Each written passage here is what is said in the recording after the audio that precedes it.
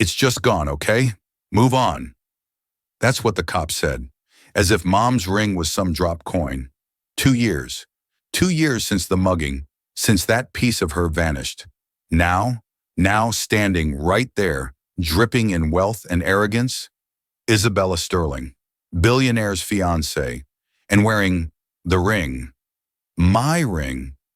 Heart hammering, I almost choked. The opal, the silver filigree, unmistakable. Problem? Sterling's engagement announcement splashed across every magazine. Nobody would believe me. A nobody, Waitress. They see a society, darling. I see a thief. Or worse, someone who doesn't know the ugly truth. But this won't end as they expect. Her future happiness will cost a stolen memory. They have no idea how her quiet kindness will change everything. It's just gone, okay? Move on. That's what the cop said, as if Mom's ring was some dropped coin. 2 years. 2 years since the mugging, since that piece of her vanished. Now standing right there, dripping in wealth and arrogance, Isabella Sterling, billionaire's fiancée, and wearing the ring, my ring. Heart hammering, I almost choked. The opal, the silver filigree, unmistakable. Problem? Sterling's engagement announcement splashed across every magazine. Nobody would believe me. A nobody, Waitress. They see a society, darling. I see a thief. Or worse, someone who doesn't know the ugly truth. But this won't end as they expect. Her future happiness will cost a stolen memory. They have no idea how her quiet kindness will change everything. Clara Ara Evans existed in a loop. Each day at the daily grind bled into the next, a monotonous cycle of brewing espresso, wiping down tables, and plastering on a smile for customers who barely saw her. The hiss of the espresso machine was a constant white noise, a soundtrack to her quiet desperation. At 24, her dreams of painting, once vibrant and bold, were now faded sketches gathering dust in her Brooklyn apartment, crammed into a box alongside her mother's belongings, a stark reminder of everything she'd lost. The cafe, nestled on a quiet Greenwich Village street, was a sanctuary of sorts, a haven of predictability amidst the relentless chaos of New York. NYU students, buried in textbooks, shared space with elderly locals, their faces etched with the city's history. Clara Ara knew their routines, their orders, their small grievances. She found solace in their familiarity. It was a far cry from her hopes, but at least it was safe. 2 years. A lifetime. It felt like a raw wound that refused to close. 2 years since her mother's frail hand had gripped hers, the cool weight of the silver ring a familiar comfort. 2 years since the funeral, a blur of condolences and hollow sympathy. And then, just days later, the ultimate violation. The memory slammed into her, the dimly lit street, the sudden shove, the tearing of her purse strap, the sickening realization as her wallet, her keys, and the velvet pouch containing her mother's ring vanished into the night. The police offered a weary shrug, a form to fill out. Just be glad you weren't hurt, they'd said. But she was hurt, gutted. The ring itself wasn't flashy, a vintage silver piece, its band an intricate dance of intertwined leaves. A single milky opal sat at its heart, radiating an inner fire. Her mother had called it the Heart of Dawn. Tiny diamond chips, like loyal sentinels, guarded its beauty. And inside the band, worn smooth by time, was a delicate inscription. Amore Mane. Love remains. A gift from her father, long gone, to her mother, now gone too. The ring was the last tangible echo of their love story, and it was gone. The bell above the door chimed, shattering her reverie. A gust of cold, damp air swept through the cafe, carrying with it the scent of jasmine and old money. 2 women stood framed in the doorway, shaking raindrops from a comically large black umbrella. One was older, impeccably dressed in a Chanel suit, her expression radiating a polite impatience that spoke volumes about her privilege. But it was the younger woman who stole Clara Ara's breath. Isabella Sterling. Her face was everywhere. The society pages, the gossip columns, the nightly news. Daughter of a shipping magnate, engaged to real estate titan Julian Croft. Their wedding was poised to be the event of the decade, a spectacle of wealth and power.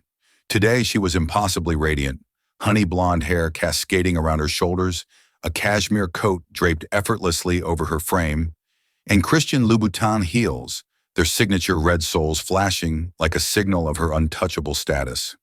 "A table for two," the older woman stated, her voice crisp.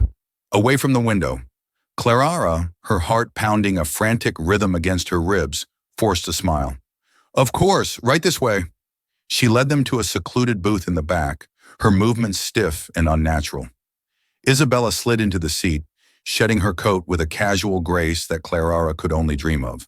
As she settled in, she rested her left hand on the table, her fingers drumming impatiently against the polished surface. And that's when Clara saw it. The air seemed to thicken.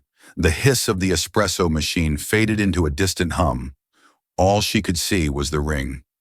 Nestled between a platinum wedding band and a diamond that could probably buy her apartment building, was her ring. The opal, its milky depths swirling with fire. The intricate silver filigree, etched with the memory of her mother's touch. The tiny diamonds, sparkling like captured starlight. It wasn't a copy. It was the ring. A wave of dizziness washed over her. It was impossible. A stolen ring from a Brooklyn mugging ending up on the finger of a Manhattan socialite? The odds were astronomical. It had to be a mistake. But deep down, she knew it wasn't. Isabella looked up, her blue eyes as sharp and cold as glacier ice, fixed on Clara. "Are you all right? You look like you've seen a ghost." Clara couldn't speak. Her throat had constricted. She was seeing a ghost. The ghost of her mother, of her stolen past, of a life that had been ripped away, now adorning the hand of Isabella Sterling. "The menus," Isabella prompted, a flicker of annoyance darkening her perfect features. Clara's fingers went numb. The laminated menus slipped from her grasp, scattering across the floor with a soft, defeated rustle. She could only stare at the ring, her heart hammering a frantic tattoo against her ribs. Amore Manet. Love remains, but it hadn't remained with her. It was here, in this cafe, a stolen treasure worn as a casual accessory by a woman who had the world at her feet. The predictable quiet of Clara's world shattered, sending shards of anger and grief piercing through her. For a long moment, Clara remained frozen, her gaze locked on the ring. The world rushed back in a dizzying wave. The clink of a spoon against a cup, a burst of laughter from a nearby table, the impatient tapping of Isabella Sterling's immaculate nails against the polished wood. "Well," the older woman, whom Isabella had called mother, said sharply, "are you going to just stand there gawking?" The sting of her words broke the spell. Clara flushed, dropping to her knees to gather the scattered menus. Her hands were shaking so badly she could barely grip the laminated pages. "Get it together, Clara. You're at work. You can't do this here." But her heart screamed otherwise. "That's Mom's ring. That's her ring." She stood up, clutching the menus to her chest like a shield. She had to say something. She couldn't just take their order for lattes and biscotti and pretend her entire world hadn't just been turned upside down. "I'm so sorry," Clara began, her voice a whisper.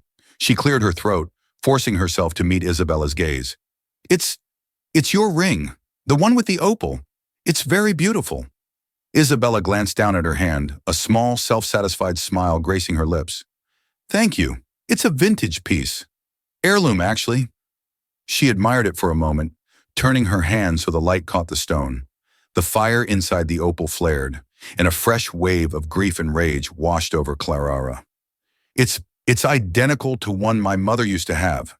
Clara blurted out, the words tumbling out before she could stop them. "It was very special to her. To me." "I'm sure it was." Isabella's smile tightened. "Vintage designs are often replicated. Now could we please order? I'll have a decaf skim latte, and my mother will have an Earl Grey tea, hot." She picked up her phone, her attention already elsewhere, the conversation clearly over as far as she was concerned. But for Clara, it had just begun. "No, you don't understand," Clara insisted, taking a half step closer to the table.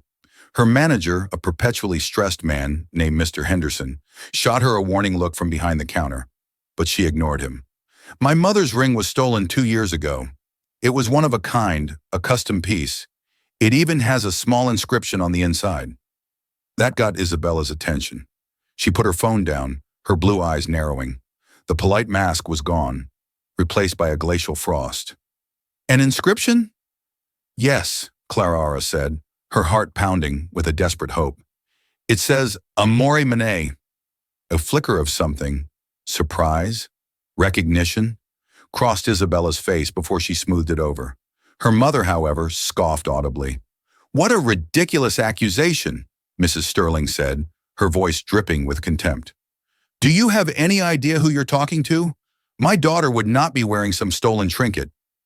I'm not accusing her, Clara stammered, feeling the eyes of the other patrons on them. I need to see it. Please, if you could just take it off for a moment, I can show you. The M in Manet has a slight flaw in the engraving. Isabella's hand instinctively curled into a fist, covering the ring. I will be doing no such thing. This ring was a gift from my fiancé, Julian. It is a Croft family heirloom. I think you've said quite enough. We'll be leaving. Isabella's voice was sharp now, cutting through the cafe's low hum.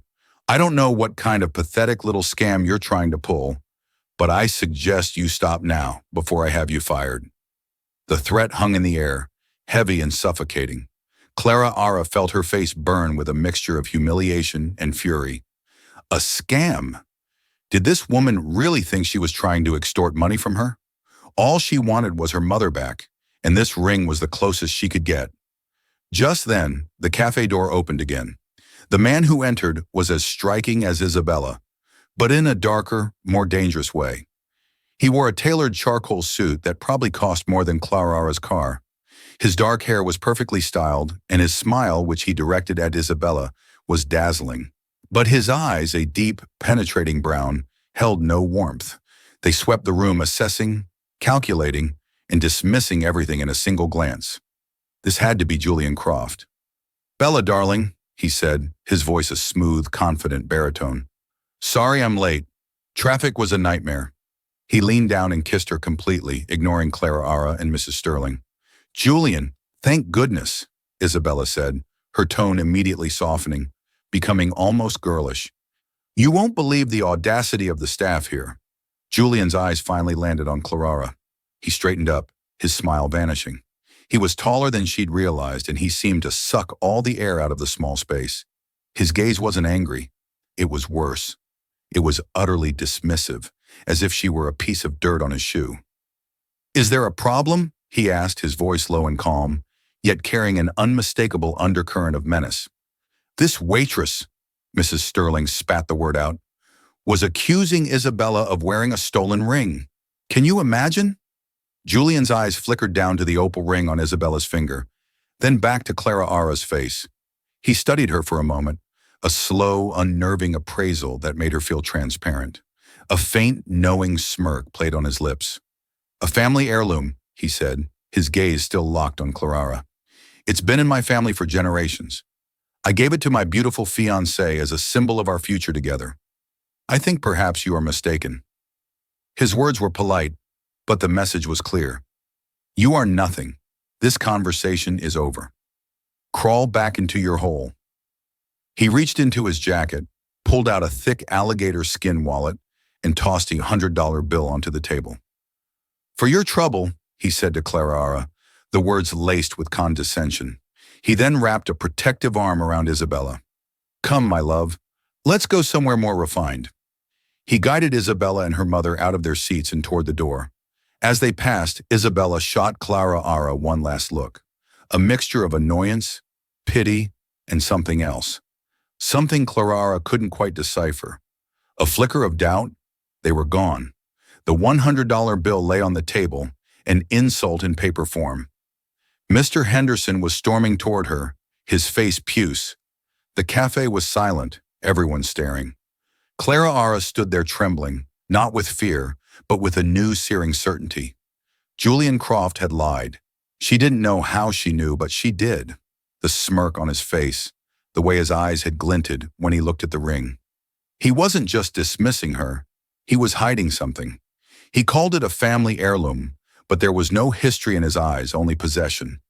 He was the key, and Clara, standing in the wreckage of her shift, made a silent vow. She didn't care if they were the most powerful couple in New York.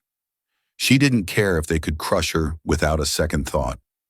They had her mother's ring, and she was going to get it back. The chewing out from Mr. Henderson was as bad as Clara had expected.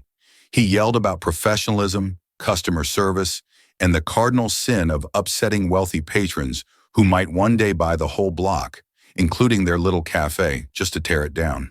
He docked her pay for the disruption and put her on probation.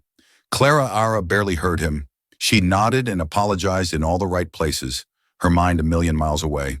The image of the ring on Isabella's hand was burned into her retinas. The chilling confidence in Julian Croft's eyes haunted her. A family heirloom. It was a lie, a smooth, well-practiced lie. That night in her small apartment, the silence was deafening. Usually she would put on music or a podcast to fill the void, but tonight she welcomed it. She needed to think. Raging against the injustice of it all was useless. Accosting them in public had been a disaster. She needed proof, something undeniable.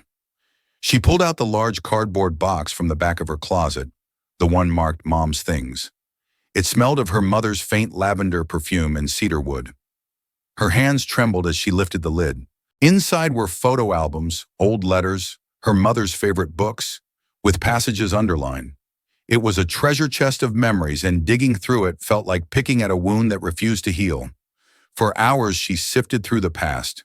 She found photos of her mother wearing the ring at birthday parties, at Christmas, on a trip to the beach. The opal seemed to change color in every picture, from a pale blue to a fiery orange, just as she remembered. These photos were sentimental, but they weren't proof. Anyone could have a similar-looking ring. Then buried at the bottom of the box, tucked inside a thick manila envelope, she found it.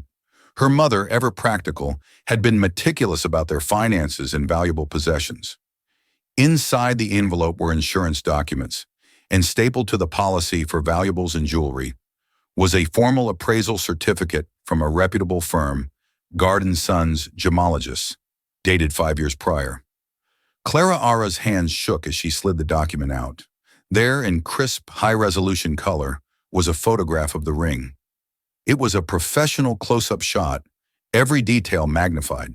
The filigree leaves, the tiny diamonds, the milky opal with its unique pattern of internal fire. It was unmistakable, but the text was the real treasure. Item: Lady's vintage ring, circa 1920. Materials: sterling silver setting with filigree leaf motif. Center stone is one oval cabochon, cut white opal, approximately 2.5 carats, exhibiting strong play of color, flanked by 8 single-cut diamond chips. Approximate total weight 0.1 carats. Identifying marks. Interior of band contains a hand-etched inscription, Amore Manet.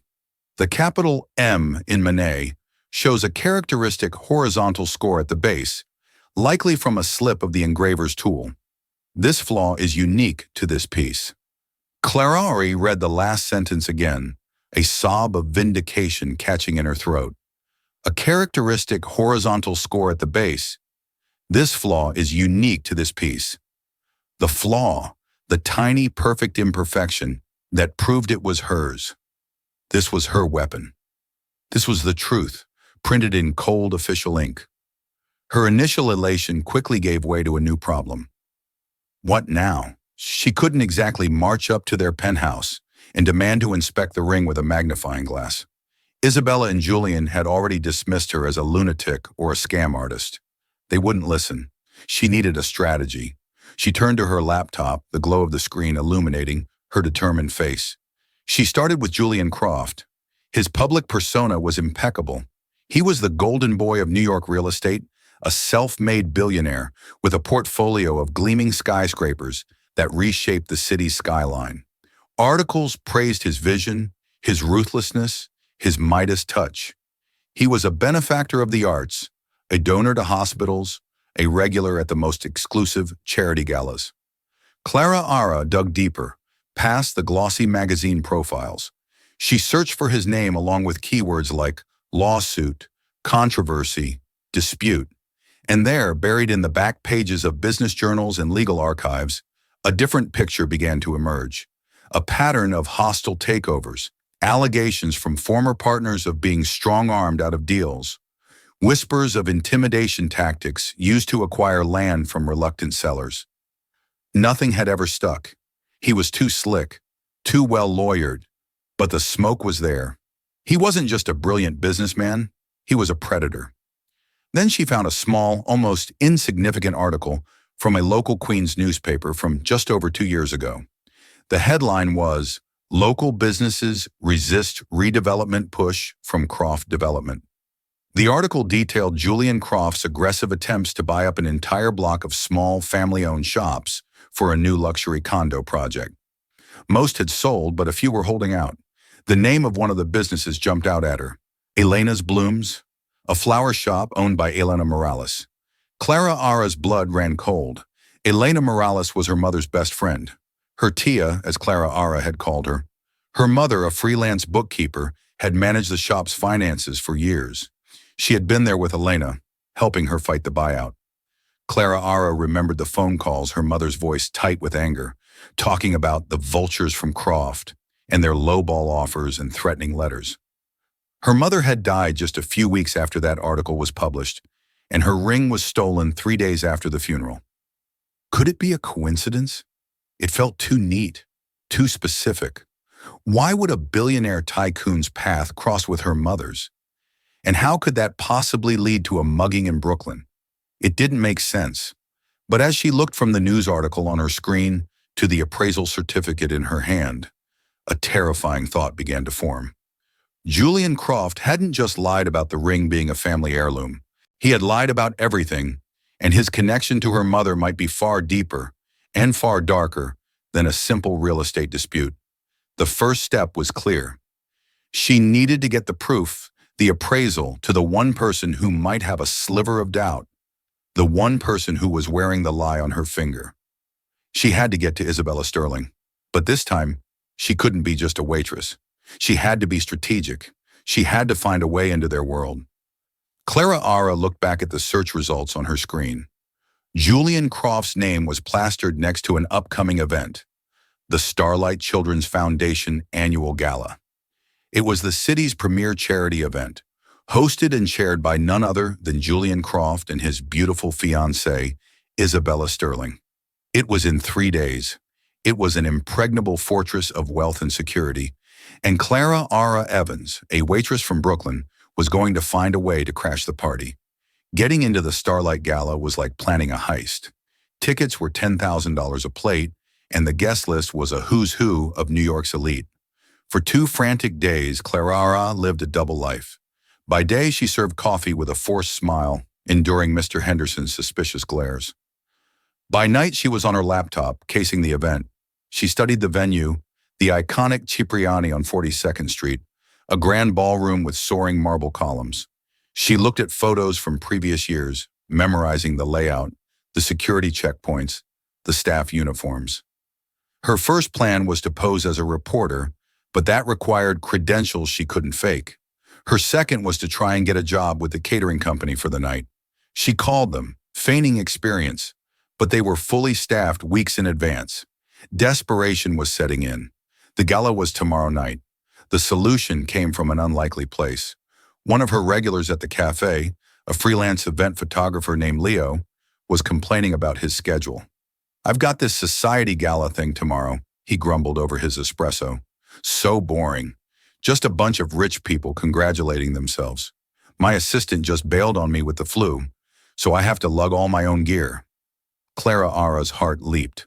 "Leo," she said, her voice carefully casual as she refilled his cup. "You need an assistant. I could do it. I'm strong. I can carry things. I'll do it for free. I've always wanted to see an event like that from the inside." Leo eyed her skeptically. "You? It's not glamorous, kid. It's carrying heavy bags and changing lenses in the dark." "I don't mind," she said, her eyes pleading. "Please, Leo, It would be a huge favor. Perhaps it was her desperation, or the fact that his other option was carrying $1,000 worth of camera equipment by himself, but he finally relented. Fine, he sighed, but you do exactly what I say. Stay out of the way, and for God's sake, try to look like you belong there. The next evening, Clara Ara stood in front of her cracked bedroom mirror, transformed. She had spent her meager savings on a simple, elegant black dress from a consignment shop, the kind of dress designed to be invisible. Her hair was pulled back in a severe bun, and her face was scrubbed clean of makeup. She was no longer Clara Ara, the waitress. She was Leo's anonymous assistant. Tucked safely in her small clutch was a high-quality copy of the appraisal certificate. The original was hidden in her apartment. The Cipriani ballroom was even more breathtaking in person, a universe of glittering chandeliers, champagne flutes, and couture gowns. The air hummed with power and privilege. Clara felt like an alien on a foreign planet. She stuck close to Leo, her eyes scanning the crowd, her heart a frantic drum against her ribs. For the first hour, she did her job, handing Leo lenses and memory cards as he snapped photos of socialites and politicians. Her stomach was in knots. Every time a security guard glanced her way, she expected to be exposed, to be dragged out and thrown onto the street. And then she saw them. Isabella and Julian were holding court in the center of the room, the gravitational center of the party. Isabella was a vision in a shimmering silver gown, laughing at something a senator was saying.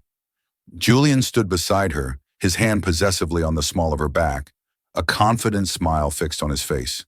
And on Isabella's hand, the Heart of Dawn ring flashed under the chandelier light, a beacon of stolen memory. Clara Ara knew she had to make her move. Leo was busy distracted by a famous actress. This was her only chance. Taking a deep breath, she detached herself from the periphery and began to weave her way through the glittering crowd. She felt 100 pairs of eyes on her, judging her simple dress, her non-designer shoes. She ignored them, her focus narrowed to one person. Isabella had broken away from the group and was heading toward the ladies' lounge. Clara Ara's heart pounded. It was now or never. She quickened her pace, intercepting Isabella near a secluded alcove draped with velvet curtains. Miss Sterling. Isabella turned her polite socialite smile in place. When she saw it was Clara Ara, the smile vanished, replaced by a look of sheer disbelief and fury. You, she hissed, her voice low and venomous. How did you get in here? I'm calling security. Please just give me 60 seconds. Clara Ara pleaded, holding up her hands. I'm not here to make a scene. I'm here to show you this. She quickly pulled the folded appraisal from her clutch and held it out. This is the official appraisal of my mother's ring. Please just look at it. It describes the unique flaw in the engraving. The floor that I know is on the inside of the ring you're wearing. Isabella stared at the paper as if it were a snake. For a moment, she seemed frozen. Her eyes darted from the paper to Clara Ara's face, then down to the ring on her own finger.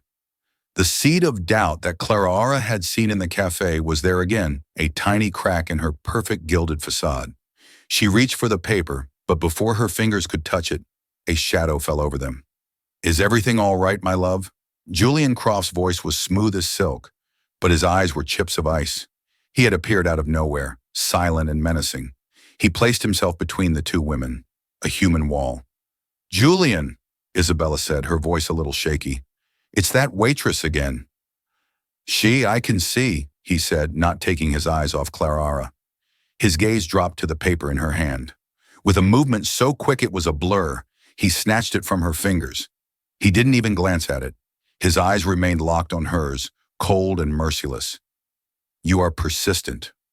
I'll give you that, he said softly, the words a clear threat. But you're also incredibly foolish. He slowly, deliberately began to tear the appraisal certificate into pieces, first in half, then into quarters, his strong fingers ripping through the paper with chilling finality. He let the small white squares flutter to the marble floor like dead leaves. This is your last warning, he whispered, stepping so close she could feel the heat radiating from his body. Forget about the ring. Forget you ever saw us. If I ever see you near my fiancé again, I will make sure you lose more than just your job. I will ruin you in ways you can't even imagine. Do you understand me? Clara Ara was trembling, but not just with fear. A righteous fury burned through her. "You're lying," she whispered back, her voice shaking with conviction. "That ring isn't your family's? Where did you get it?" A dangerous smile touched Julian's lips. "Prove it," he challenged. He then turned his back on her, wrapping his arm around Isabella's shoulder. "Come, darling, let's not let this pest spoil our evening." He led a visibly shaken Isabella away, leaving Clara Ara standing alone in the alcove, the ruined pieces of her proof scattered at her feet. She had failed. She had gotten in. She had reached Isabella, but Julian had outmaneuvered her completely. He wasn't just trying to protect his fiancée from a nuisance. He was actively, viciously covering something up. As she watched them disappear back into the crowd, she saw Isabella look back over her shoulder one last time. Her face was pale, her eyes wide with a confusion and fear that mirrored Clara Ara's own. And in that moment, Clara Ara realized the truth. Isabella wasn't her enemy. She was a prisoner in a gilded cage, and Julian Croft held the key. The fight for her mother's ring was no longer just about the past. It was about to decide Isabella's future too. The drive back to the Sterling penthouse was a silent, tension-filled affair. The city lights blurred past the tinted windows of the Maybach, but Isabella saw none of it. Julian's words from the gala echoed in her mind. "I will ruin you in ways you can't even imagine." It wasn't the protective anger of a man defending his fiancée's honor. It was the cold, calculated threat of a man silencing a witness. Isabella Sterling had been raised in a world where problems were handled discreetly by lawyers and publicists. They were smoothed over, spun, and made to disappear. They were not met with raw, visceral threats whispered in the loves of charity galas. Julian sat beside her, one hand resting on her knee, the picture of calm affection. But the warmth didn't reach his eyes. "Don't think about it, Bella," he said, his voice soothing. "She's a disturbed girl, probably looking for a payout. It's handled." "You tore up her paper without even reading it," Isabella said, her own voice barely a whisper. "What if she was telling the truth?" Julian chuckled, a low, condescending sound. "Telling the truth, darling? She's a waitress who thinks a piece of jewelry in her possession is somehow connected to you. It's a classic grift. The world is full of people like her trying to leech off of people like us. You have to be firm. People like us." The phrase made Isabella flinch. Was that who she was? Someone so insulated by wealth that a genuine cry for help sounded like a grift. The waitress Clara Ara hadn't looked like a grifter. She had looked terrified and desperate, and her eyes held a conviction that had shaken Isabella to her core. "You told me the ring was your great-grandmother's," she said, testing him. "You said she wore it on her wedding day in England." "And she did," Julian replied smoothly, not missing a beat. "It's a beautiful story, isn't it?" But for the first time, the story sounded hollow, rehearsed. The confidence that had always drawn Isabella to him now seemed like a performance. She had fallen in love with his strength, his ambition, the way he seemed to bend the world to his will. Now she wondered what or who he had broken along the way. They arrived at the penthouse, a sprawling glass box overlooking Central Park. As soon as the door closed behind them, Julian's demeanor shifted. The charming fiancé was gone, replaced by the ruthless CEO. "I've made a call," he said, loosening his tie. "My security chief, a man named Marcus, will be looking into this girl. A little background check. We'll find out what her angle is." A background check. Isabella was aghast. "Julian, that feels invasive. She's just a girl who lost her mother. She's a girl who infiltrated a private event to harass you." He counted, his voice sharp. "She's a security risk, and I will protect you whether you see the need for it or not." He walked over to the bar and poured himself a scotch. "Now I have some calls to make. Let's just forget this unpleasantness." But Isabella couldn't forget. While Julian was cloistered in his study, his voice a low murmur on the phone, she found herself pacing the vast, silent living room. Her home felt less like a sanctuary and more like a cage, albeit a beautifully furnished one. Her gaze fell to the ring on her finger. The heart of dawn. It felt different now, heavier, tainted, a more Monet. Driven by an impulse she didn't fully understand, she slipped the ring off her finger. For 2 years she had worn it constantly. Now holding it in her palm, She examined it under the light of a lamp. It was beautiful undeniably. But was it his? She turned it over and over, her heart racing. And then she saw it. She had to squint, tilting it just so. The inscription was tiny, worn by time. Amore Manet. And yes, there it was. A tiny, almost invisible horizontal line scoring the base of the letter. A slip of the engraver's tool. A gasp escaped her lips. Clara Ara had been telling the truth. The world seemed to tilt. If she was telling the truth about the inscription, she was telling the truth about everything. This was not a Croft family heirloom. It was a stolen ring. Julian had lied to her. A deep, calculated, fundamental lie about something he had presented as a symbol of their love. What other lies had he told? Her mind raced. Julian was obsessively private about his past before he made his fortune. He'd always painted a vague picture of a tough upbringing, of pulling himself up by his bootstraps. He had no family to speak of. So where did a family heirloom from his English great-grandmother come from? Isabella was no fool. She hadn't gotten a degree from Wharton by being naive. She knew how to research, her hands trembling. She went to Julian's study. He was still on the phone in the adjoining media room. The study was his fortress, a space of dark wood, leather, and steel. He kept everything meticulously organized. She didn't know what she was looking for. A receipt, a letter. She started with his desk, carefully opening drawers, financial statements, blueprints, contracts, nothing. Then she saw his personal safe hidden behind a false panel of books. She knew the combination. It was the date he'd closed his first billion-dollar deal. He told her that once, proud of his own mythology. With shaking fingers, she entered the code. The heavy door clicked open. Inside were passports, bearer bonds, and several velvet jewelry boxes. Her heart pounded as she opened them. A diamond necklace, emerald earrings, a man's watch, and then at the very back, a small, plain cardboard box. It was the kind of box a jewelry store might use for a repair. Inside wasn't jewelry. It was a collection of personal effects, an old wallet, a set of keys, a dog-eared photo, and a slim leather-bound journal. She recognized the handwriting instantly. It was Julian's. It looked older. The entries dated from 3 years ago, before she'd even met him. She opened it, her hands clammy. The entries were mostly notes about business deals, ruthless observations about competitors. But then she found a section about the Queen's redevelopment project. He wrote about the holdouts, the small business owners who were refusing to sell. He mentioned one in particular, the stubborn florist and her nosy bookkeeper friend who's encouraging her to fight. Isabella felt a chill crawl up her spine. The nosy bookkeeper, Clara Ara's mother. She flipped a few more pages. An entry from just over 2 years ago stopped her cold. The bookkeeper problem is getting worse. She claims she found irregularities in our land acquisition filings. Thinks she has leverage. Threatening to go to the press. Sent a message tonight. Simple, effective. Should quiet her down for good. The bonus was a pretty little trinket. Might be useful someday. Isabella dropped the journal as if it were on fire. Sent a message tonight. The bonus was a pretty little trinket. The mugging. It wasn't random. It was Julian. He had orchestrated the attack on Clara Ara's mother to silence her, to terrorize her. And he had taken the ring not as a random act of theft, but as a trophy. A wave of nausea washed over her.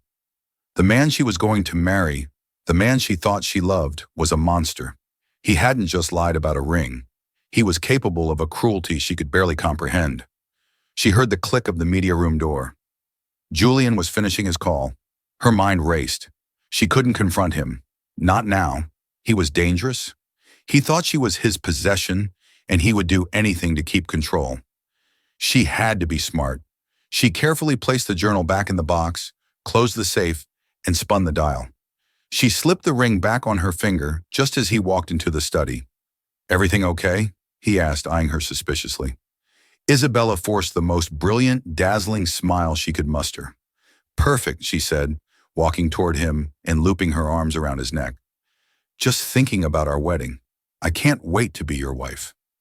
As he kissed her, all she could feel was the cold metal of the ring pressing against her skin. It was no longer a symbol of love. It was a piece of evidence.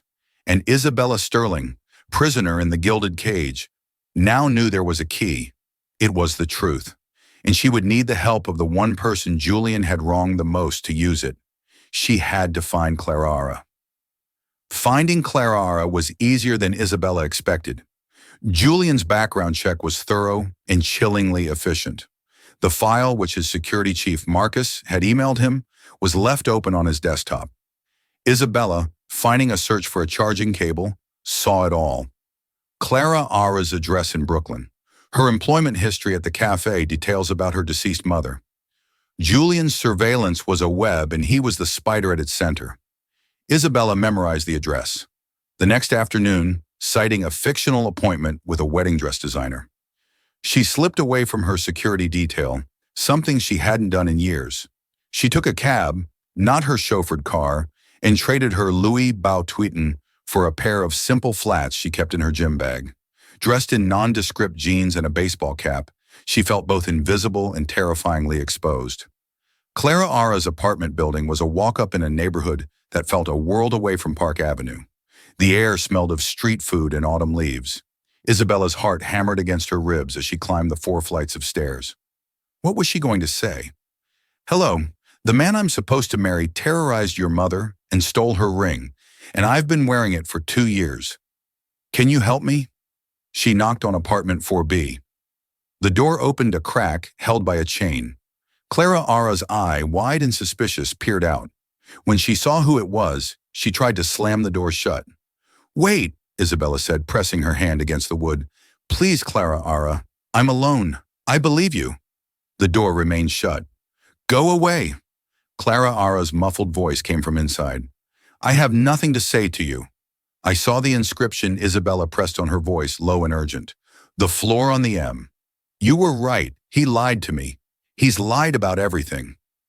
There was a long silence, then the metallic rattle of the chain being undone. The door swung open. Clara stood there, her arms crossed her face, a mask of mistrust. She was wearing a paint-splattered t-shirt, and her eyes were red-rimmed as if she hadn't slept. "What do you want?" Clara asked, her tone flat. "To help," Isabella said simply. "And I need your help." Clara gave a bitter laugh. "My help? A week ago, you threatened to have me fired. Your fiancé threatened to ruin my life. Why should I trust you?" "Because he's a monster, and I was a fool." Isabella admitted the words, tasting like ash in her mouth. "He didn't just lie about the ring, Clara. I think he's the reason it was stolen in the first place."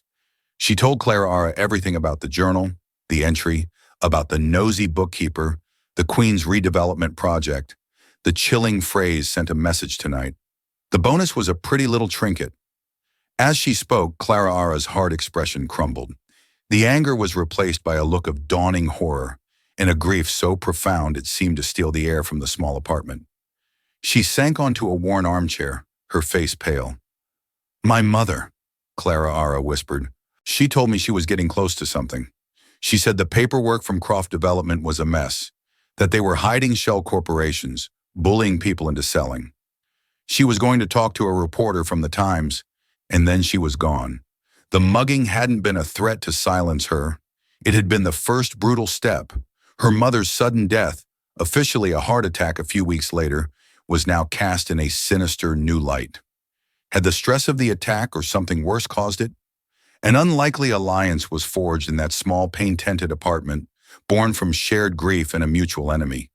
They were 2 women from opposite ends of the universe, now bound together by the same lie. "His journal isn't enough," Isabella said, her mind trained in corporate strategy already working. "It's incriminating, but it's his private property. A good lawyer would call it fiction inadmissible. We need more. We need something concrete that links him to the attack." "The men who mugged me," Clara said, her eyes distant. "I never saw their faces clearly. It was dark.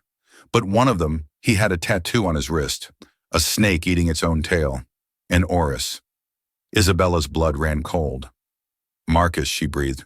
"Julian's head of security. The man who did your background check. I saw him once in a short-sleeved shirt at Julian's Hamptons estate. He has that exact tattoo." The pieces clicked into place with horrifying clarity. Julian hadn't hired random thugs. He had used his own man, his loyal fixer, Marcus was the link. If we can prove Marcus was there that night, Clara Ara began. We can prove Julian gave the order, Isabella finished. Their plan was desperate and incredibly dangerous. Julian kept meticulous digital records of everything. Payments, schedules, communications. He was arrogant. He probably believed he was untouchable. His servers were a digital fortress. But Isabella knew of a back door. A few months ago, in a fit of paranoia, Julian had hired a cybersecurity expert to run a penetration test on his personal server to find vulnerabilities. Isabella had seen the final report. She knew the weakness. I can get into his system, Isabella said, but I can only do it from his home network, from his terminal in the study. And I'll need a distraction, a big one. I'll need at least 30 minutes where he is completely occupied and away from the penthouse. The wedding was in 4 days. Their time was running out. The rehearsal dinner, Clara Ara said suddenly. It's the night before the wedding at the plaza. Isabella nodded. He'll have to be there, but he's so controlling. He'll have me by his side the entire evening. Then you have to create a scene. Clara Ara said, a new hard light in her eyes. Something he can't ignore. Something that makes him look bad in front of all those important people. You know him best. What's his weakness? Isabella thought for a moment. Julian's entire identity was built on power control and his public image.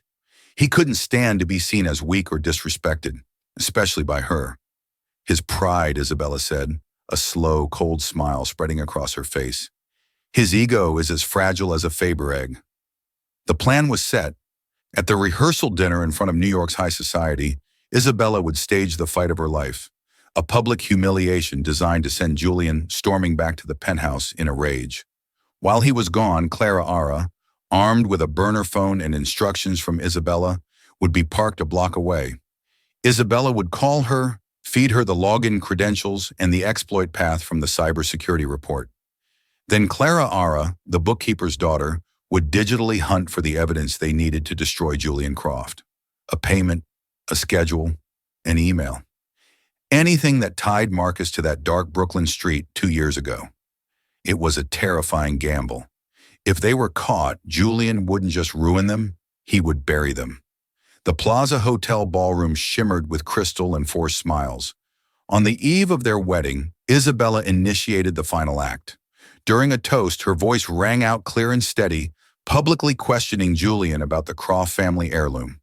She pressed him for details about the great-grandmother he'd invented, her words chipping away at his carefully constructed facade in front of his most powerful associates.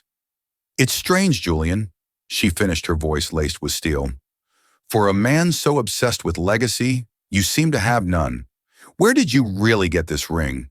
Humiliated and enraged, Julian stormed from the venue just as they'd planned. Isabella's signal sent Clara Ara, parked in the shadows, a block from his penthouse, into action.